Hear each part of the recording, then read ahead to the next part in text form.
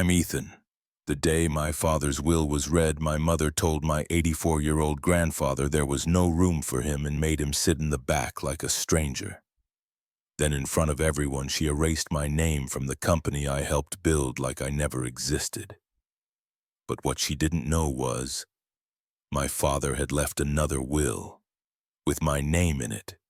The sky over Charleston was heavy with late spring heat, and the air carried that thick stillness that settles before a storm. I stood outside the courthouse, sweating through the back of my shirt, staring at the etched brass plaque that read Probate Court.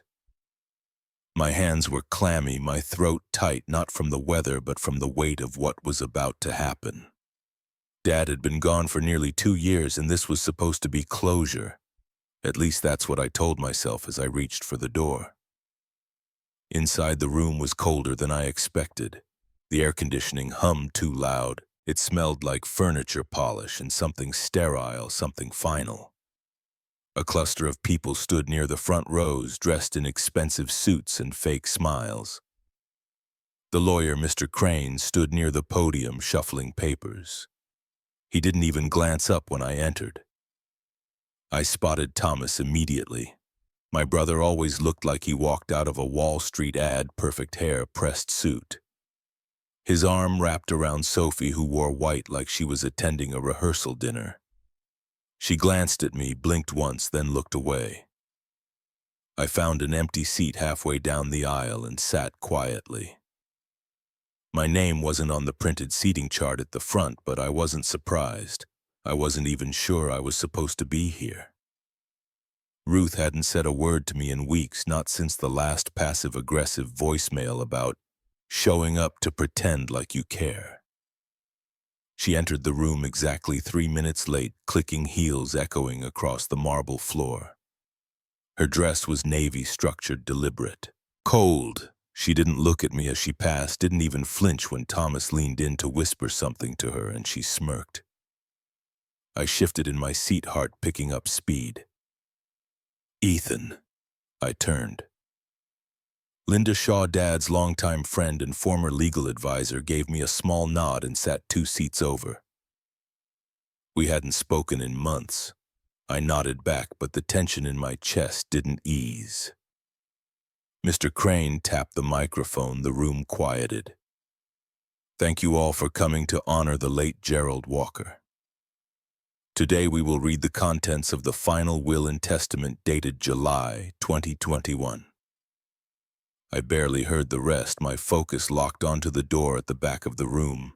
It opened slowly. Walter Walker stepped in, leaning heavily on a cane, his shoulders hunched, but his presence unmistakable. My grandfather had the kind of quiet dignity that made people pause.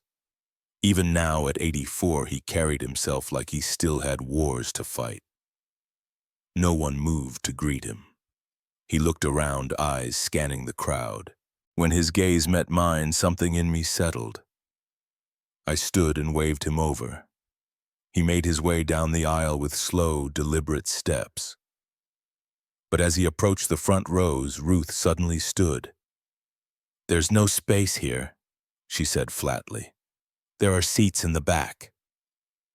Her voice wasn't loud, but it cut through the room like a blade. Walter stopped. He looked at her long and steady, then turned toward me. I was already on my feet. "Come sit here," I said. Ethan. Ruth warned, her tone cool, dangerous. "I think he can choose for himself," I replied louder than I meant. A few people shifted in their seats. Thomas looked annoyed.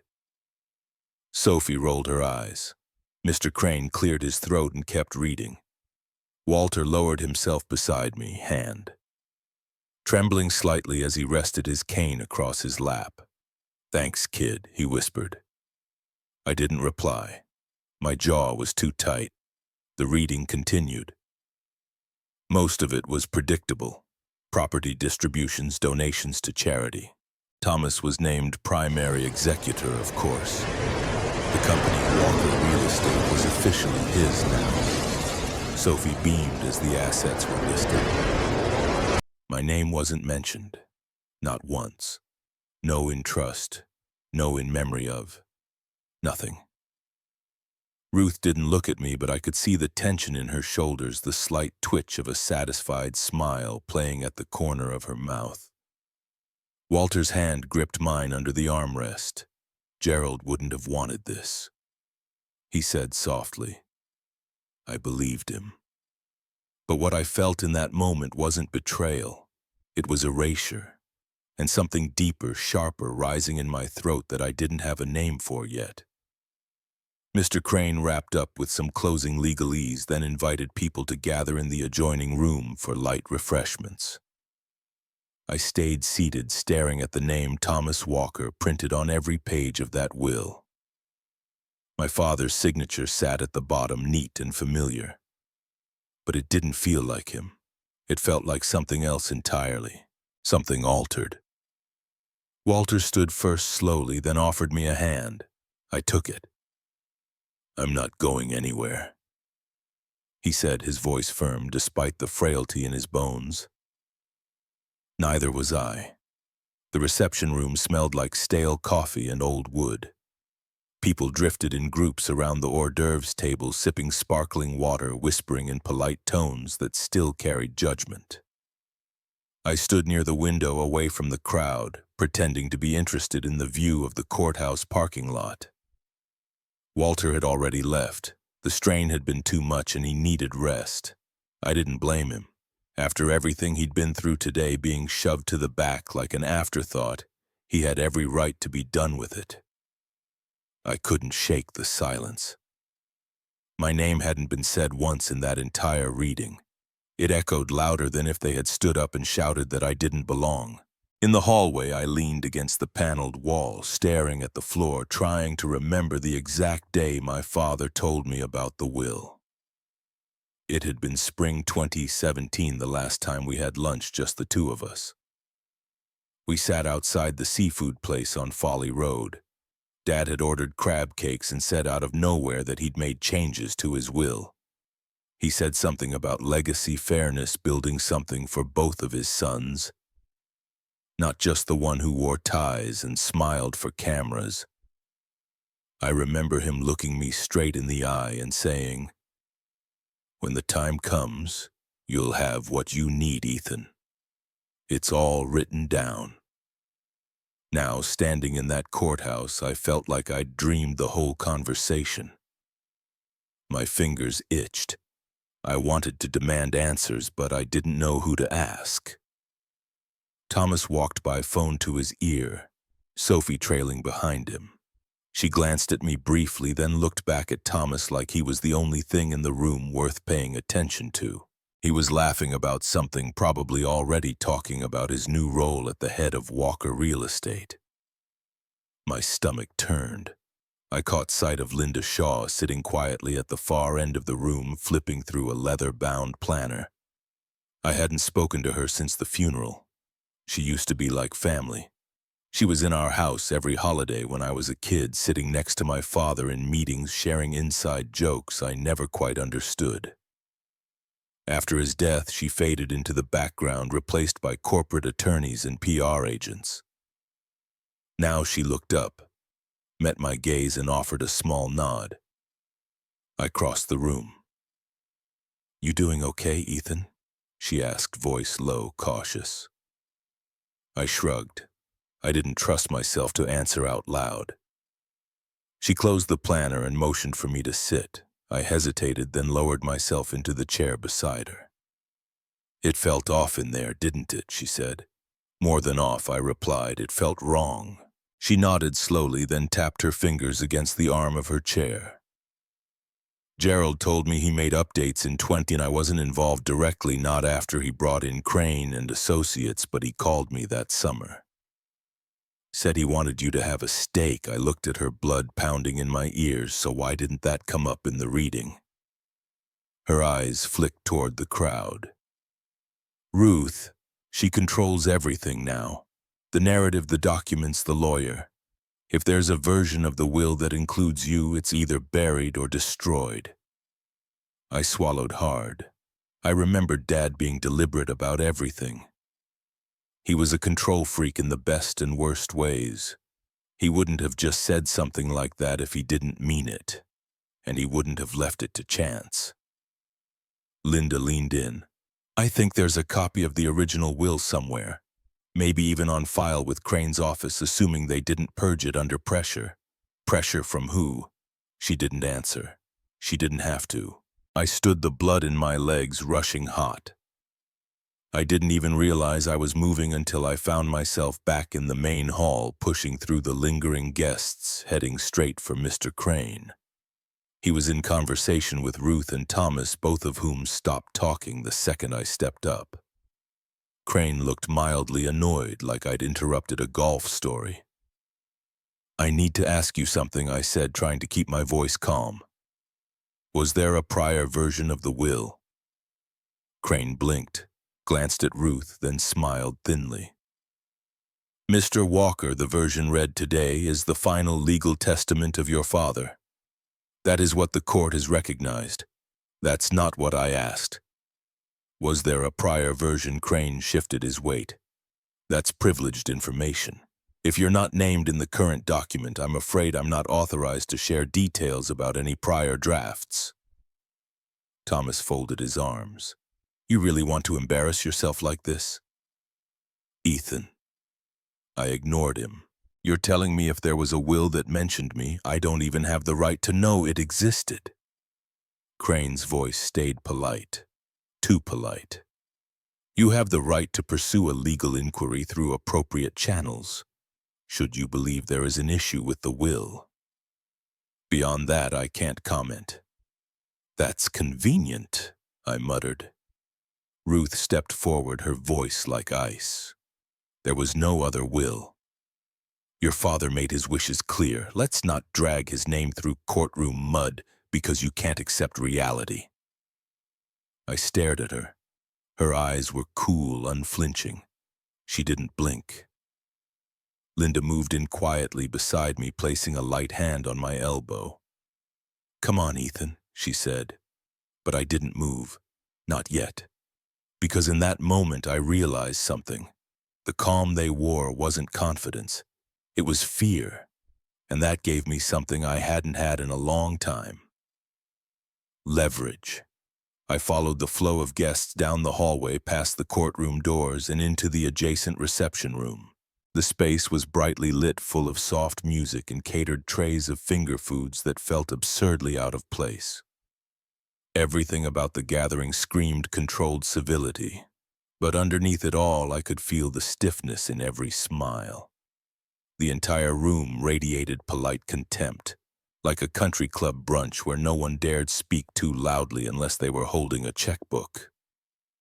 I scanned the room for Walter. He wasn't near the food table, and he definitely wasn't among the circle of Thomas's business associates who stood sipping champagne and trading lazy compliments. I finally spotted him through a narrow hallway just beyond the catering counter. He was seated on a metal folding chair in what looked like a converted coat storage space. No table, no fan, no air conditioning. One dim bulb hummed overhead. He sat slouched, sweat pooling around his collar, hands resting on his cane. No one else was there. I stepped inside, letting the silence fall between us before I spoke. Why are you back here? Walter looked up slowly, like it took effort. They said there wasn't room, he mumbled. Said the front tables were reserved for immediate family. You are immediate family? His lips twitched like he wanted to laugh but couldn't find the energy. Apparently not the right kind. I reached for a bottled water from the catering cart, cracked it open, and handed it to him. Thank you, Ethan. Not just for this, for showing up. I sat down beside him, ignoring the damp air and the growing knot in my stomach. I kept thinking about how my father used to treat Walter like a compass. He always said the man didn't speak much, but when he did, you better listen. He stared ahead for a while, then finally said it. Your father was going to give you control. I froze. He told me he drafted a transition plan. Said Thomas would get the PR and the boardroom, but the business, the heart of it, that was meant for you. I turned to him, heart pounding. When did he tell you that summer 2019? He came out to the lake house, just us. Said you had the right instincts, that you cared about people more than power. My jaw tightened. That was the same summer Dad told me he'd made updates. The same year he stopped inviting Thomas to weekly meetings. Walter leaned closer. Something changed in 2020. Gerald stopped calling. Said Ruth and Thomas were handling everything now. He sounded tired, smaller. I didn't respond. I couldn't.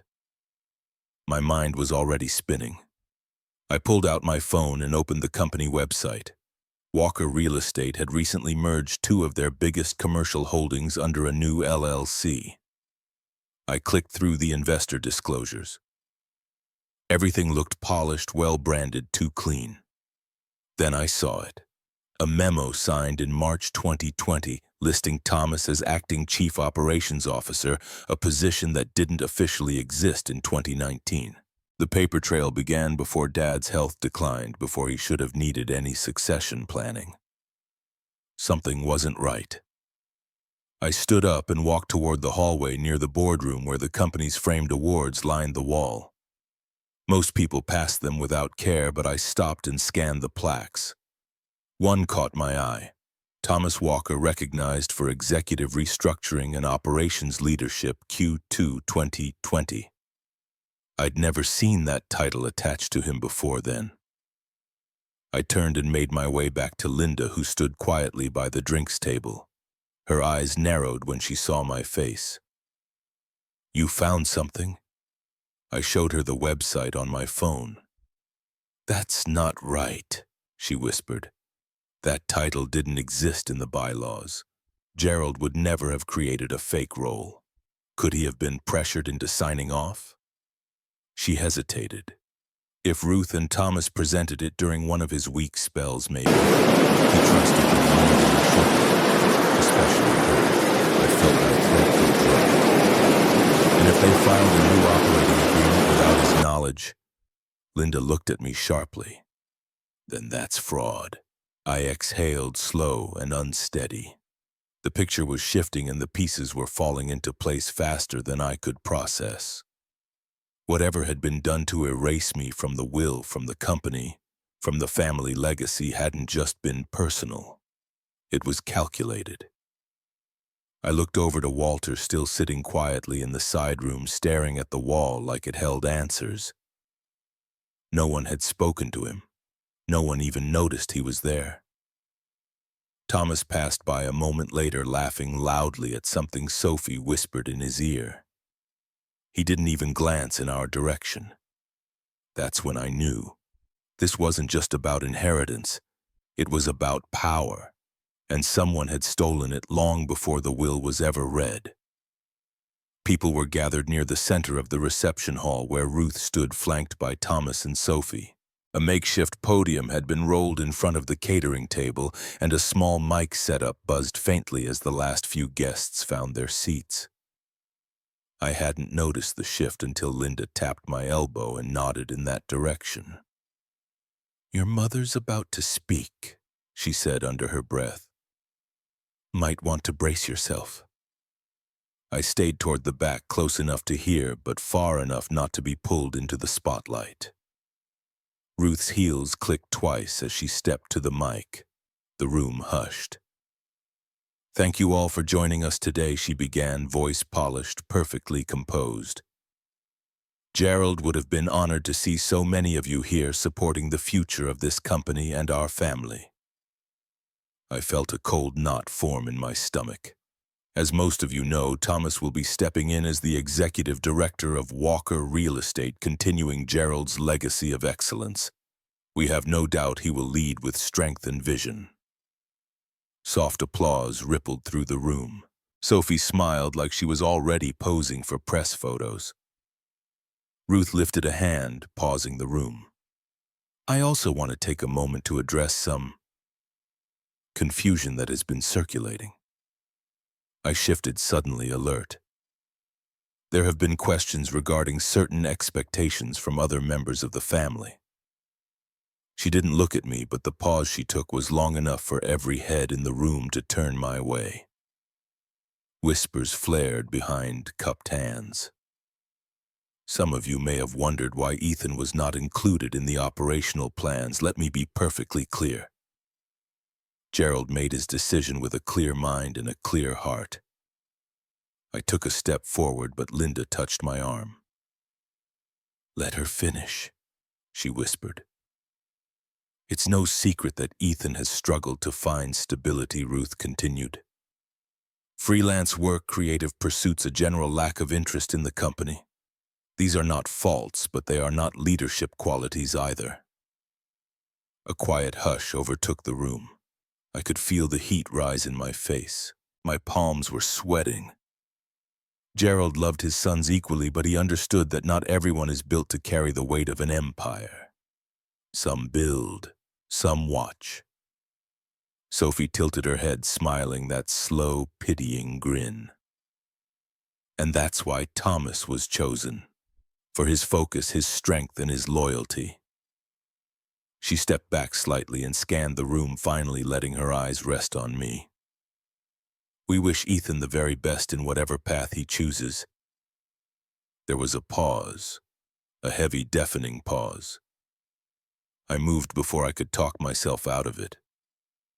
"That's not true," I said. My voice cracked at first, then steadied. "You're twisting this entire narrative, acting like I was never supposed to be part of it. That's not what Dad wanted." Ruth blinked slowly, her smile tight. "Ethan, this isn't the time. You made sure I was erased from the will, from the business, from everything, and now you're parading that decision like some kind of moral authority." Linda stepped slightly to the side, discreetly holding her phone angled up, screen on record. I barely noticed. Ruth's face didn't change. "Your father made the final decisions. And he made them with one very clear conviction." She took one step toward me. "He didn't believe you could handle it." The words hit harder than I expected. Not because I believed her, but because a part of me had always feared it. There was a gasp somewhere near the front row. Thomas didn't flinch. Sophie was still smiling, but less now. The smugness faltered for just a second. Ruth looked around the room again. "I know this is difficult, but clarity always is.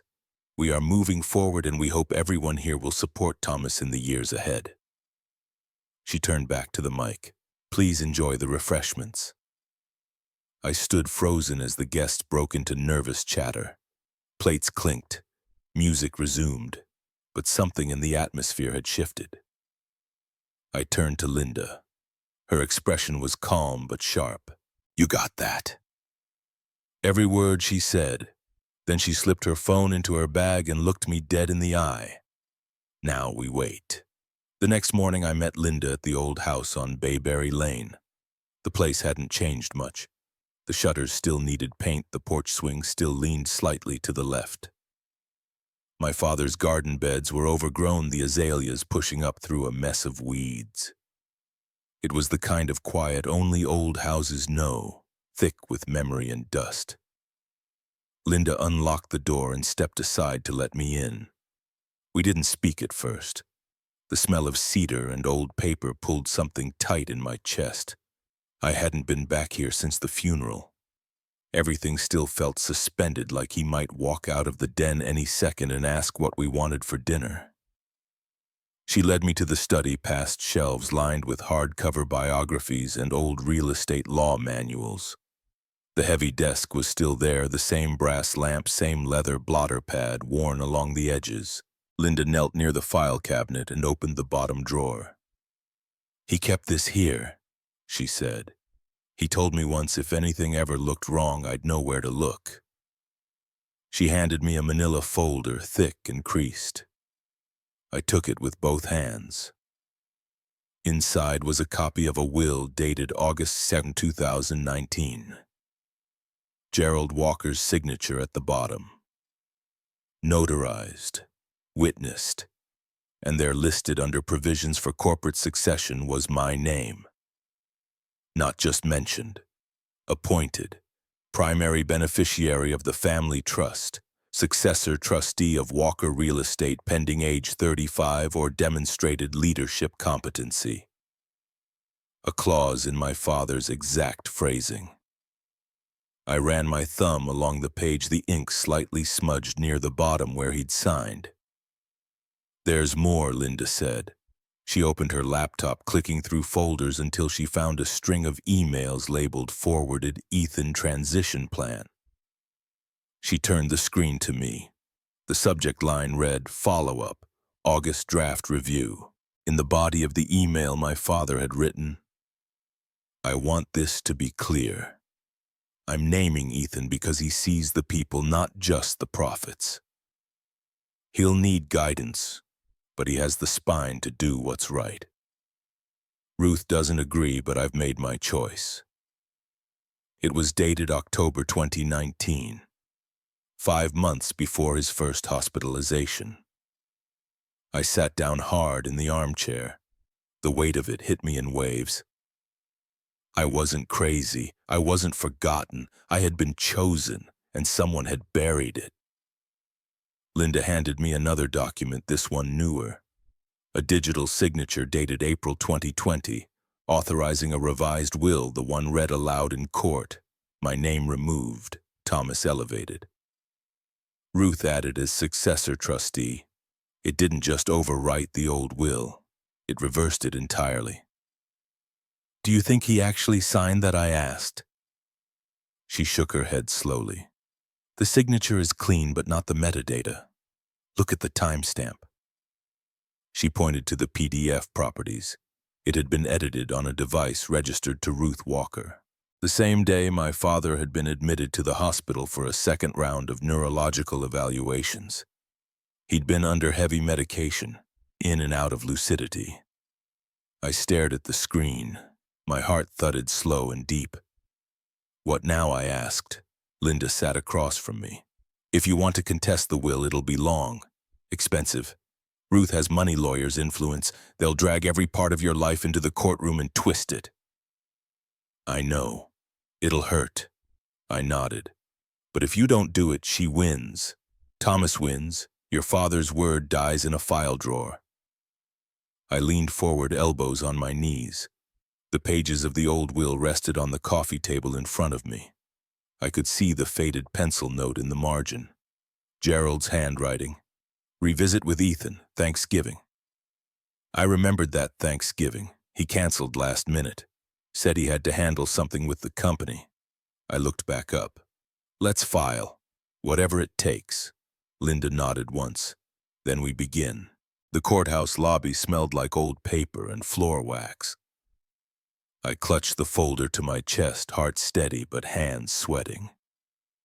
Linda stood beside me, calm as ever, dressed in a tailored navy blazer like she belonged at the front of every boardroom in the state. We passed through security, rode the elevator to the clerk's office, and waited in a line of tired-looking people holding stacks of divorce papers and eviction notices. When they called my name, we stepped forward and filed the petition.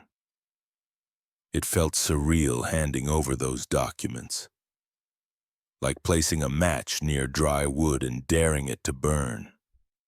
The clerk stamped the intake page without flinching. "Case number assigned. We'll notify both parties." And that was it. 3 years of silence, 5 years of betrayal, compressed into a file folder and sent into motion. Outside, the air felt lighter, colder. I could breathe.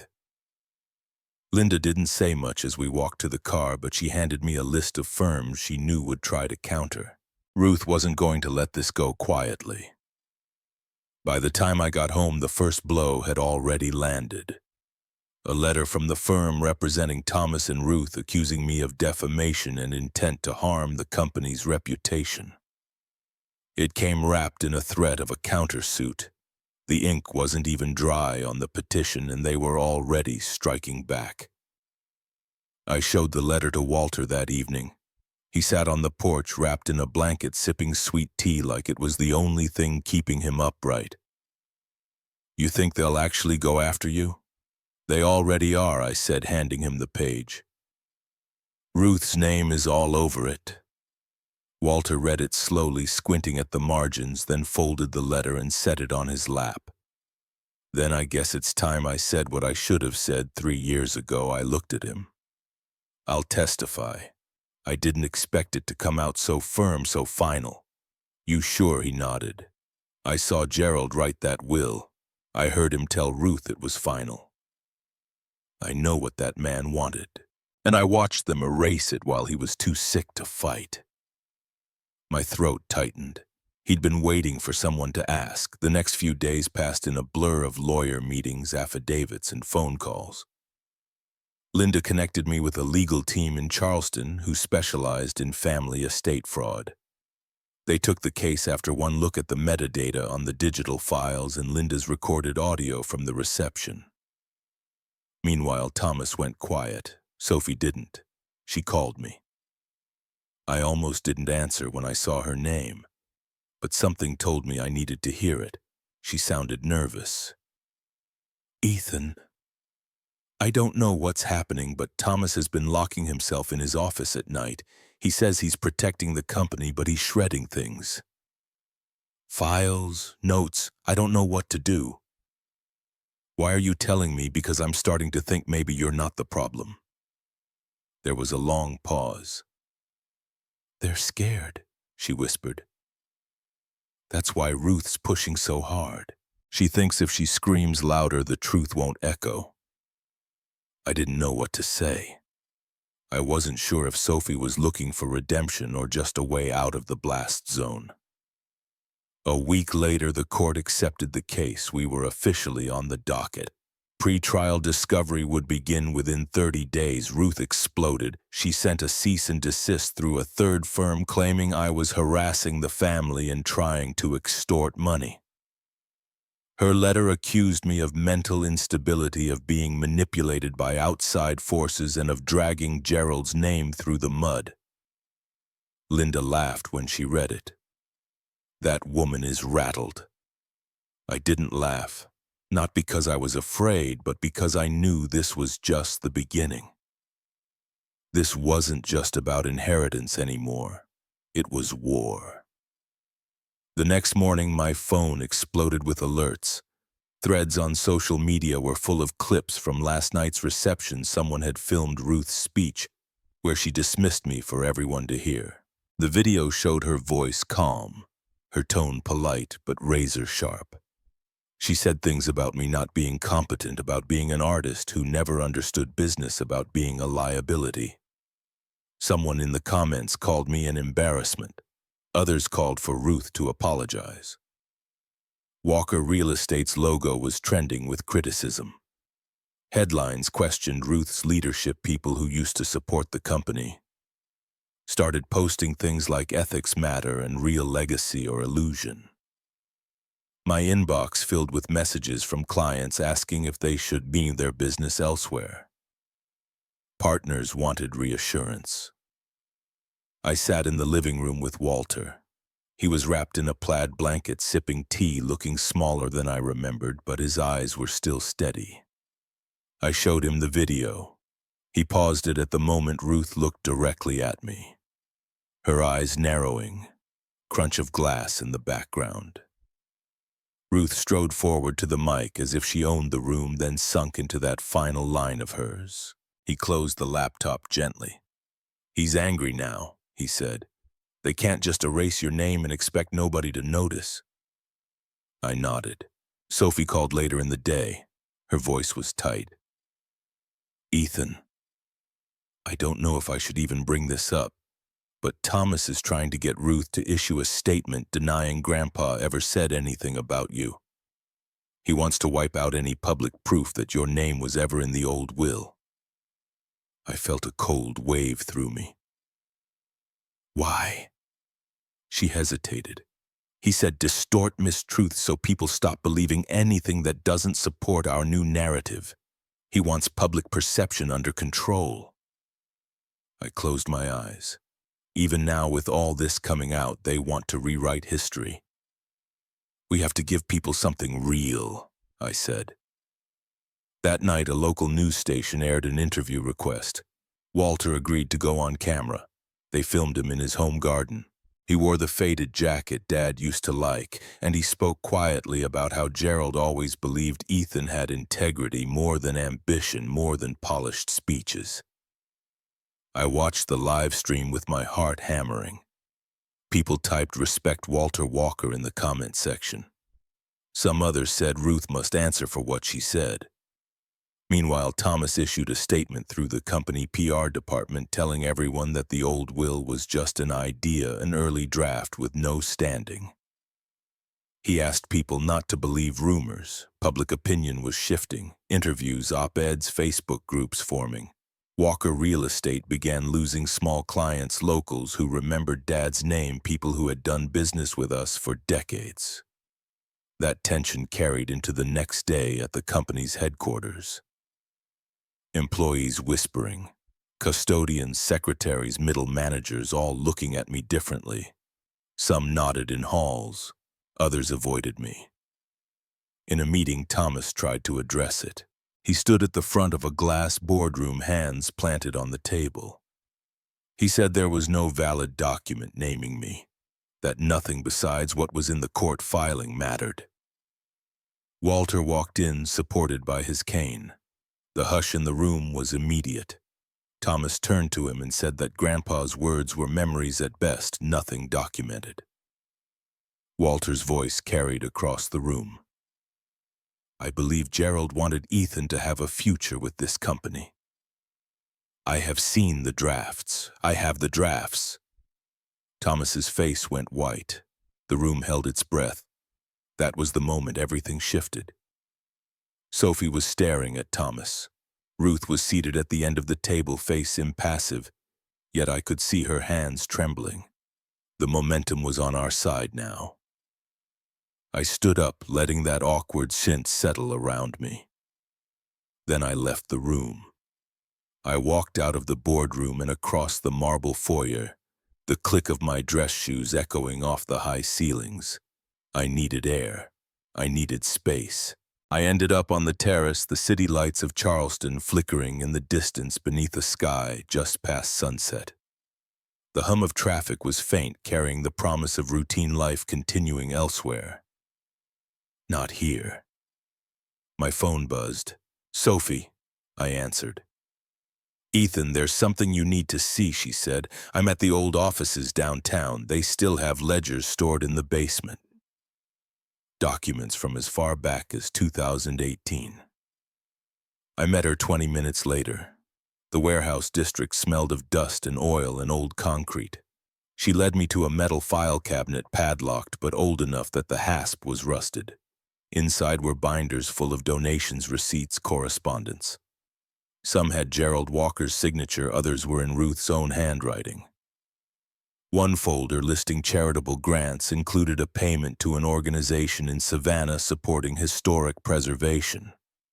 It seemed harmless until I saw the recipient's address was actually a front for a consulting firm. Another entry showed money moving from Walker Real Estate, checking to an account labeled Ruth Walker Foundation, and then from there to companies owned by a consultant Thomas previously hired. Lines on pages looked worn with erasures. Numbers had been overwritten. On a receipt from June 2018, a large sum was recorded as payment for landscaping, but a second entry in that same ledger shifted that money into general operations. My stomach tightened. Why would Dad allow that, she said quietly. Why would he let you be erased and still say everything was fine on paper? I flipped to another document. Gerald had signed a memo in March 2019 instructing financial oversight of charitable funds, ensuring transparency. That memo was filed in Gerald's own handwriting. But after his hospitalization in early 2020, Ruth had submitted a new policy revision. It required all disbursements through her foundation to be approved by a board majority she controlled alone. The oversight clause was removed. I held the memo carefully. You see this side of him? I said softly. The version of him we all wanted, who believed in fairness and doing what's right. That was the real Dad. We walked in silence for a long moment. The warehouse lights flickered overhead through cracked glass windows. I felt the dust settle on my arms, the weight of every hidden ledger in my hands. We drove back to the house. Walter was in the living room when I arrived. He looked out the window quiet. I set the documents on the coffee table. He rubbed his chin. "Ethan, what did you find?" I asked him. I showed him the paper trail, the receipts, the revisions. He looked at me long and hard. "You confronted truth," she said. Dad and I believed in giving chances to people integrity more than pedigree. Then something changed. People pressured us, society, reputation, everything. I took a breath. Then I asked the question I'd been holding longer than I thought possible. "Mom, why did you choose power instead of Dad and me?" She didn't respond at first. Her face was still. The lines around her eyes looked old under the dim living room lamp. She didn't look away. Silence settled louder than the words. 2 nights later, Sophie texted me. "Meet me at the cafe on King Street," she wrote. "State your time. I'd be there in 10. Inside the dimly lit cafe, I saw her sitting at a corner table half hidden behind a ficus plant. Light from the window caught her hair, highlighted the tension I saw in her shoulders. She motioned for me to sit. I did not bother ordering anything. There was too much weight in what she was about to say. She reached into her messenger bag and pulled out a manila envelope. She placed it on the table between us. Inside was a printing draft, dozens of pages, emails stretching from mid-2019 to early 2020. The header said subject amendments, Gerald estate documents, and the sender was Thomas Walker to internal counsel. There were attachments, revision histories, track changes. My name appeared in several drafts. In one file, Thomas wrote, "You will remove Ethan's name. It is required by family consensus."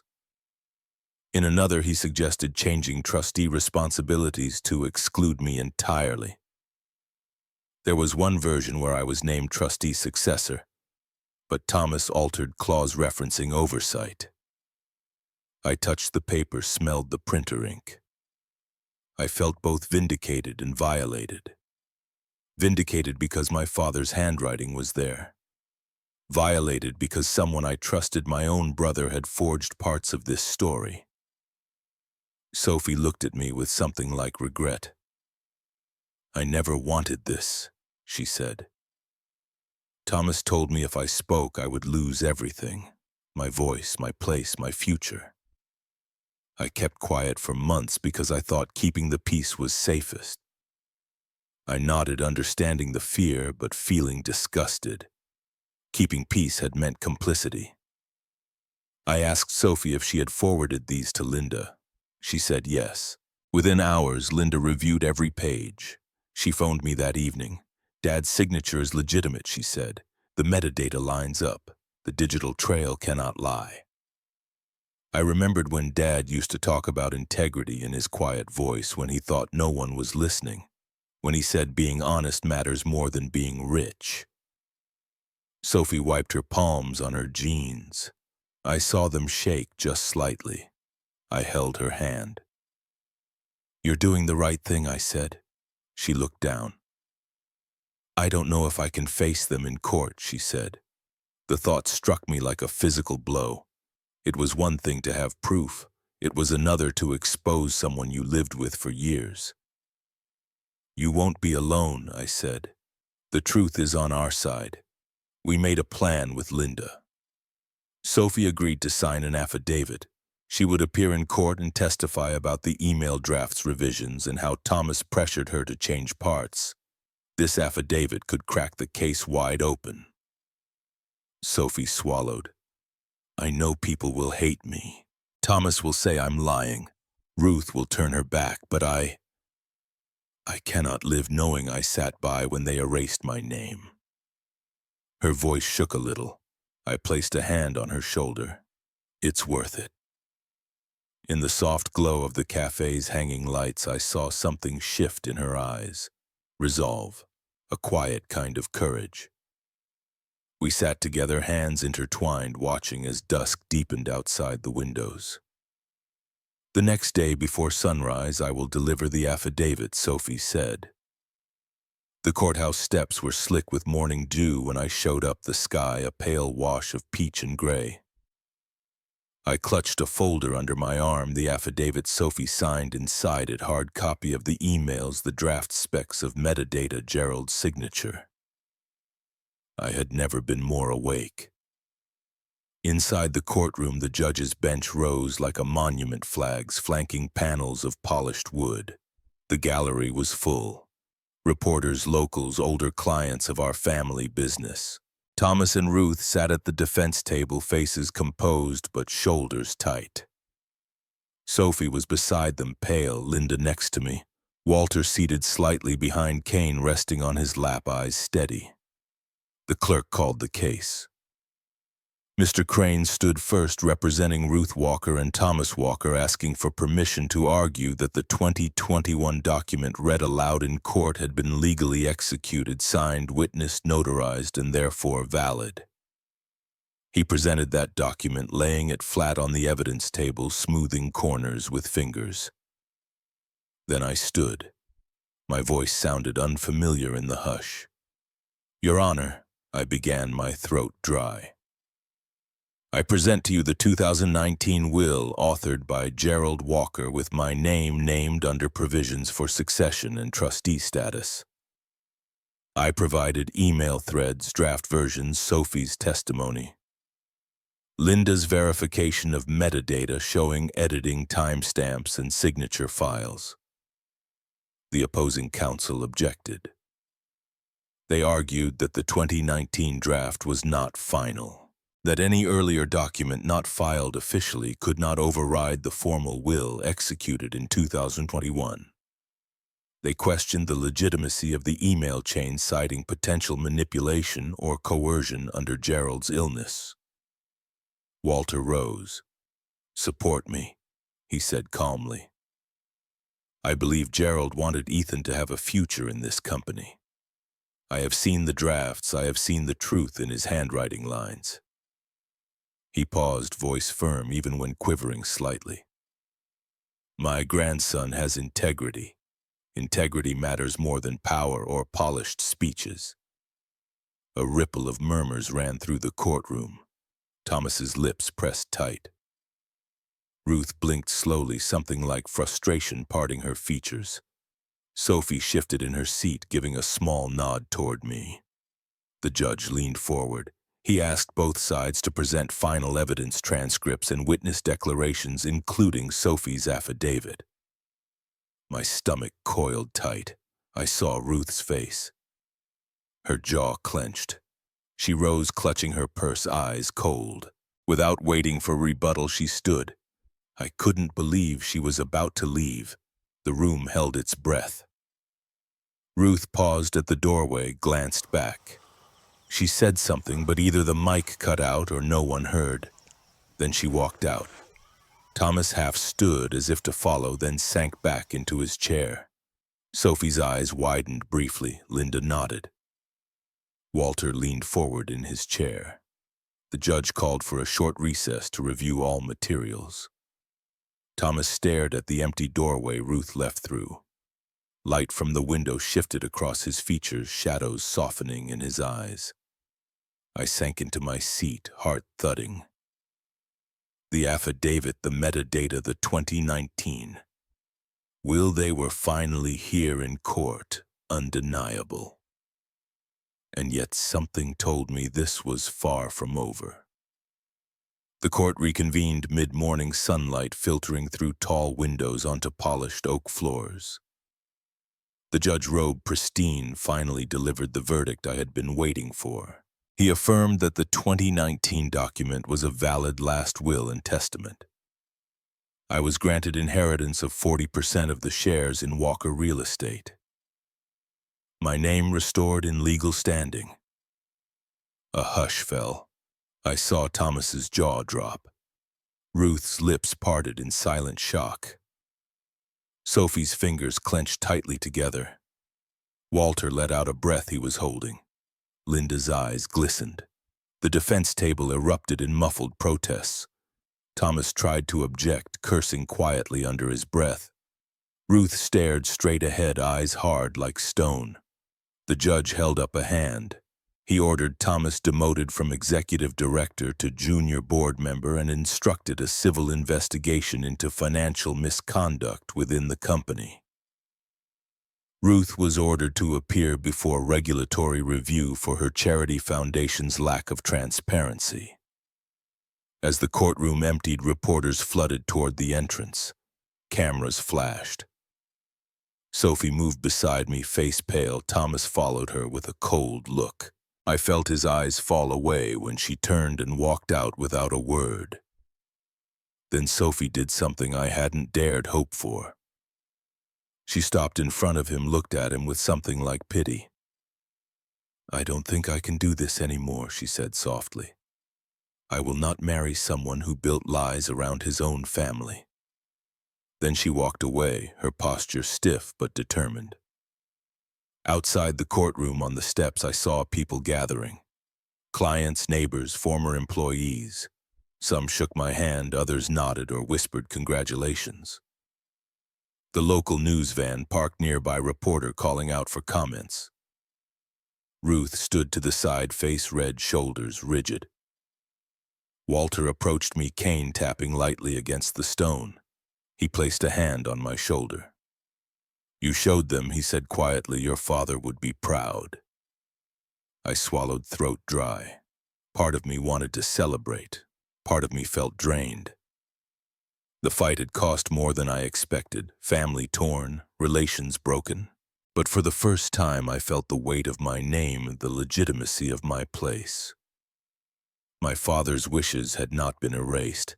With my legal share secured, I announced I would start the Gerald Walker Legacy Scholarship to support young creatives and people who never felt seen. It would be my first act, not in reaction, but in memory. I watched Sophie across the plaza, speaking softly to a reporter. Thomas watching her. Ruth looking away, Walter leaning close to me. A sense of closure washing over edges of grief and anger. I looked up at the courthouse dome, sun warm on my face, and let myself believe that maybe justice had finally come.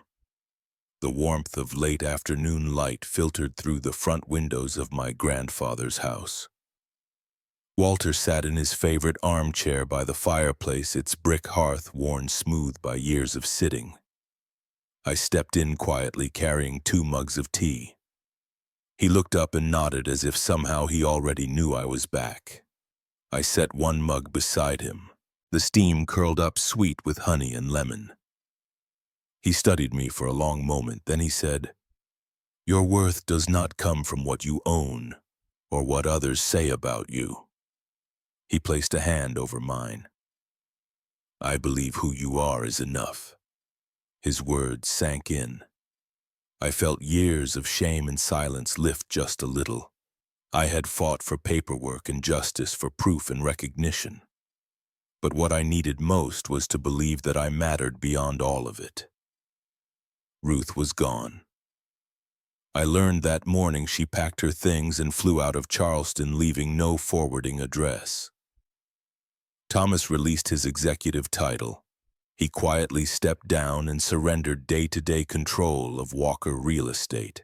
Employees whispered his name, but future plans moved forward without him. Walking through the halls of Walker Real Estate office later that week felt different. The portraits of previous generations gleamed under the lights. I passed by my father's framed photo in the lobby, paused. I no longer saw someone I needed to prove things to. I saw someone I could honor. I organized the first meeting as shareholder. I spoke about transparency, integrity, community. I shared the vision Dad had for the company, not just profits, but people. I felt gripped by responsibility and hope. Walter watched from the audience. His eyes glistened. Sophie was present, too quietly supportive. She offered a nod when my father's vision was named.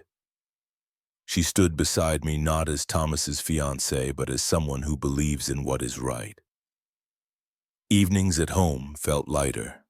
Walter and I would sit on the porch, warm breeze drifting through the magnolia trees. We would talk about what was to come and what had already been undone. I told him I would let kindness steer, not bitterness. I would let fairness guide every decision. My name was no longer one they whispered about in halls or shook heads at in social gatherings. It was spoken with respect. That did not erase every sore, every lie, or every betrayal. But it meant something. It meant justice had more than legal victory.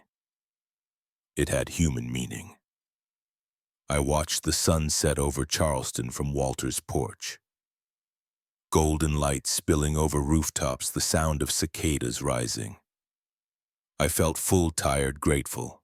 If you ever felt invisible in your own home, if you ever watched people you love erase you from their story, you are not alone. Your truth deserves space. You deserve to be heard. If your family ever betrayed you, share your story below. Thank you for being here. If this story resonated with you like it did with me, please like, share, and subscribe for more stories of strength and truth.